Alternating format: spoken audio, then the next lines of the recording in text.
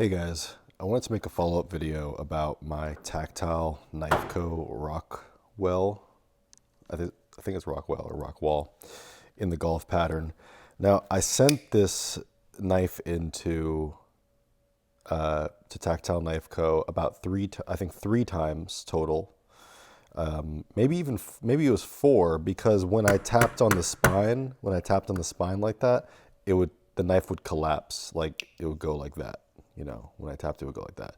Now on the fourth try, they did finally get it right, where the blade is not collapsing. It seems okay in that regard. But they sent it back dirty as fuck. And I mean, I don't know if it's that or what, but this is now the lock sometimes has a lot of stick. Maybe I've worn it enough where it's not, but they just sent it back so dirty and sticky. I had to clean it off, but you can see it's still like that. And this is after they replaced it with a brand new blade, apparently. So I'm not really sure what, I mean, if maybe it's like the oil that they put in, or I don't know. But after my last video, a lot of people commented, including people who worked at Tactile, people who've gotten this knife, people who are distributors for this knife. Oh man, it's not good, guys. It's not good. People are saying that people who work there are saying the quality control is bad. But then besides that, I mean, that could be a biased opinion, right?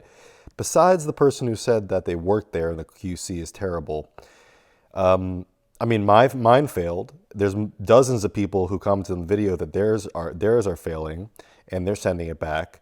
And then there are distributors who have checked random versions, random knives off the shelf, and those are failing because of this video. In part, is spurring this. So I think we've uncovered a real issue. It's not just me, it's definitely affecting dozens, if not more likely hundreds of these knives, and that's just unacceptable to me. So I'm probably going to be selling this knife.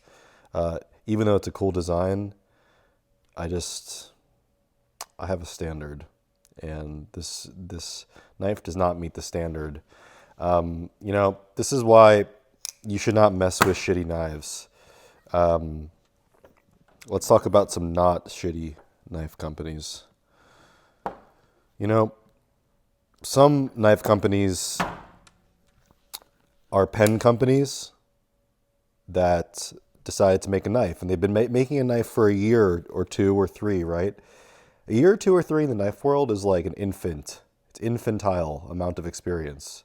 Okay, so why would you buy from a company that's been making something for 3 years when you can buy from a company that's been making the same freaking knife for like 25?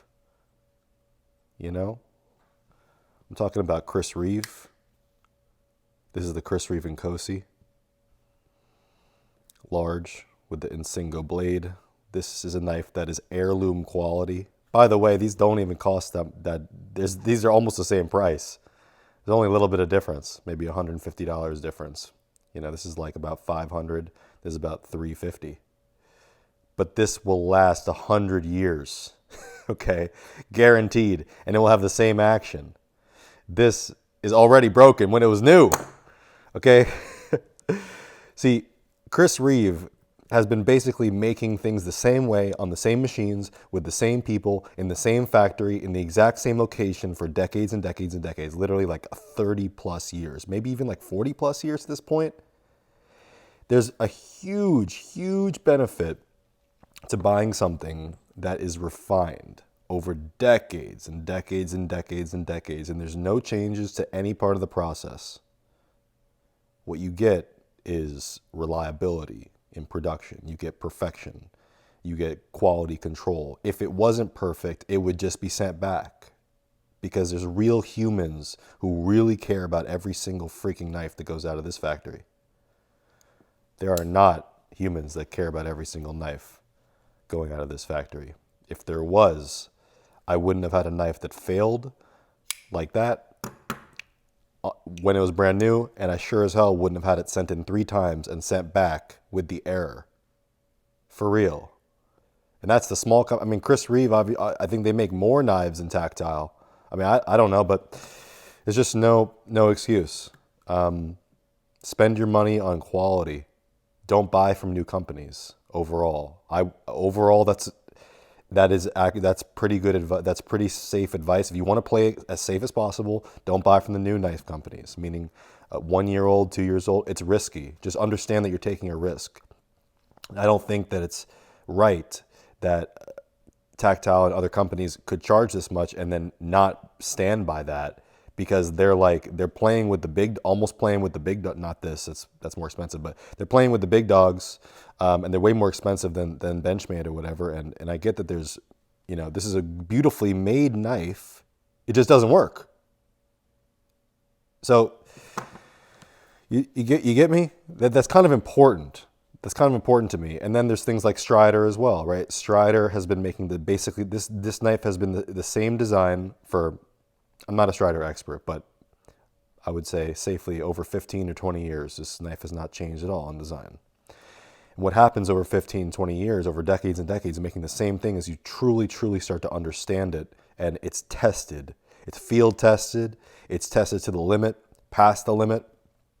You get so much feedback, and you're able to refine the design over time. And just like anything, like any product, the best type of product you can buy is one that is the last iteration of the last version of the best.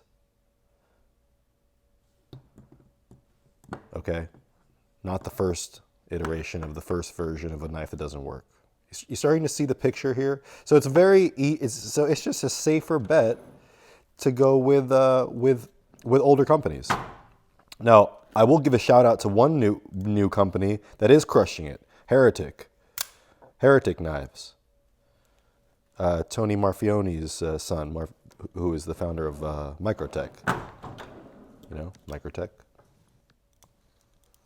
By the way, these Heretic knives are better than the Microtechs. It's in every way. The build quality, the design, the beauty, the production, the feel, the weight, the steels. Sorry to say that. It might not be a popular opinion, but Heretic Knives is doing a great job. This is just gorgeous. This is the, let's see what it is. Colossus. Yeah. See, and this is only the 1322nd knife they've ever made, I think. I think that's what that means, or just maybe only that that number of Colossus. But either way, small runs, but the quality on this is actually incredible. The way that grit is done, that grip, yeah, all titanium as well. But still, there's a reason why I would not consider this the same heirloom quality as these, because of the mechanism. I just don't. This is not a mechanism to me that is designed for a forever kind of use. So is what it is. So that's a little bit on the follow up here. I just don't mess with new companies. If you are in the game of buying heirlooms, where if you spend $500 on a knife, it should last forever. Let's say it should last 40 years. Let's put a number on it, safely. 40 to 50 years with care, this knife should be no problem. I mean, the only thing that's going to wear out could be the bronze bushings after a while. That's a $1 part that you can get, and you could probably even get it from anywhere. You could even make your own in the worst case scenario, I'm saying, but you will absolutely be able to get those parts from these companies. This Strider, could probably be dug up from now in 200 years. The metal is so thick and so rust resistant. So that's it for this video, guys. Maybe I'll make some more content on these guys, but there's levels to this shit. Decide which one you're playing in. If you're spending money, you gotta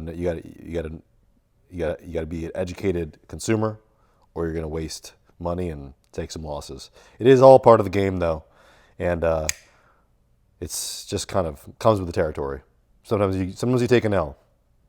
It's okay though. I'll sell this guy and all will be good. That's it for this one, guys. Have a good day, and I'll catch you in the next one.